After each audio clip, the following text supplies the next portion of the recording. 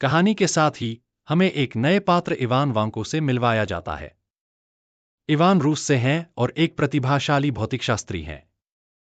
वह Tony Stark से बहुत नाराज हैं। इवान के पिता एंटोन वांको कभी हॉवर्ड स्टार्क के सहयोगी थे, लेकिन हॉवर्ड के साथ विवाद के बाद एंटोन की जिंदगी खराब हो गई और वह गरीब हो गए। इवान मानते हैं कि टोनी उनके पिता की दुर्दशा के लिए जिम्मेदार हैं। इस गुस्से के कारण इवान टोनी से बदला लेना चाहते हैं। इवान अपने स्वयं के आर्क रिएक्टर पर काम करना शुरू करते हैं, जो कि टोनी की आयरन मैन सूट का शक्ति स्रोत है। इवान का संस्करण थोड़ा अलग है, लेकिन कुछ समानताएं भी हैं। वह इस तकनीक का उपयोग कर शक्तिशाली हथियार बनाते हैं, जिनमें इलेक्ट्रिक व्हिप शामिल हैं, जो बहुत नुकसान कर सकते हैं। इवान का उद्देश्य इन हथियारों का उपयोग करके टोनी से प्रतिशोध लेना है। जबकि सभी ये घटनाएं चल रही होती हैं, टोनी स्टार्क का व्यक्तिगत जीवन भी कठिनाई में है। वह अपने स्वास्थ्य समस्याओं और सार्वजनिक व्यक्ति के रूप में तनाव को संभालने की कोशिश कर रहे हैं। वह एक भव्य जन्मदिन पार्टी का आयोजन करते हैं, लेकिन पार्टी के दौरान उनका व्यवहार असामान्य और अस्थिर हो जाता है। इसका एक हिस्सा उनकी बीमारी के कारण होता है। पार्टी के दौरान उनके सबसे अच्छे दोस्त जेम्स रोडी रोड्स के साथ एक बड़ी मुठभेड़ होती है।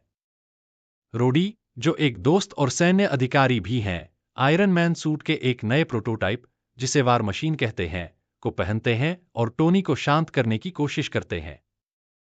दोनों दोस्तों के बीच की बहस और लड़ाई इस बात को दिखाती है कि उनकी दोस्ती में तनाव है, लेकिन अंततः रोडी एक महत्वपूर्ण सहयोगी बन जाते हैं। इस बीच टोनी का व्यवसायी प्रतिद्वंदी जस्टिन हैमर भी सामने आता है। हैमर एक अमीर व्यापारी है जो टोनी की सफलता से जलता है। वह टोनी की समस्याओं का फायदा उठाने का अवसर देखता है और अपने स्वयं के आयरन मैन सूट को विकसित करने का प्रयास करता है। हैमर इवान वांको के साथ मिलकर यह योजना बनाते हैं और उनके साथ काम करता है। वे मिलकर अपने नए हथियारों और तकनीक को विकसित करने की योजना बनाते हैं, ताकि वे टोनी स्टार्क की आयरन मैन सूट को टक्कर दे सकें।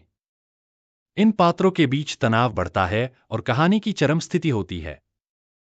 फिल्म का चरम दृश्य स्टार्ट एक्सपो पर होता है, वही इवेंट जहां हॉवर्ड स्टार्क ने पहले अपनी तकनीक पेश की थी। हैमर और वांको एक्सपो को अपने नए तकनीक को पेश करने के लिए एक मंच के रूप में उपयोग करते हैं। वे एक हथियारों की सेना, जिसे ड्रोन कहा जाता है, का प्रदर्शन करते हैं। ये ड्रोन रोबोटिक मशीनें होती हैं जो विनाश करने के लिए डिजाइन की गई हैं। इन ड्रोन के एक्सपो पर हमले से एक बड़े और रोमांचक लड़ाई का दृश्य शुरू होता है। टोनी अपनी आयरन मैन सूट में एक्सपो पर लोगों की रक्षा करने के लिए कदम उठाते हैं। रोडी, जो अब पूरी तरह से टोनी के पक्ष में हैं और वार मशीन सूट पहन रहे हैं, उनके साथ लड़ाई में शामिल होते हैं। दोनों मिलकर ड्रोन के खिलाफ लड़ते हैं और उनके प्रयास एक्सपो और वहां के लोगों को बचाते हैं। यह दृश्य उच्च ऊर्जा और विस्फोटों से भरा होता है। टोनी और रोडी अपनी क्षमताओं और टीम वर्क को दिखाते हैं और साथ मिलकर बड़ी मुश्किल से ड्रोन को हराते हैं। अंत में वांको को पकड़ लिया जाता है। टोनी और रोडी उसे हराकर उसकी योजनाओं को नाकाम कर देते हैं। यह जीत टोनी के लिए महत्वपूर्ण है, क्योंकि यह उसे तत्काल खतरों से राहत देती है। बात के अंत में टोनी अपने स्वास्थ्य समस्याओं को हल करने में सफल हो जाते हैं। वह एक नई तत्व बनाते हैं जो पैलेडियम कोर की जगह लेती है और उनके स्वास्थ्य को स्थिर करती है। इस नए तत्व के साथ वह बिना किसी खतरे के आयरन मैन बने रहने में सक्षम होते हैं। फिल्म का अंत टोनी और रोडी के बीच दोस्ती को फिर से स्थापित करने के साथ होता है। वे अपने रिश्ते को सुधारते हैं और एक साथ काम करने का संकल्प लेते हैं।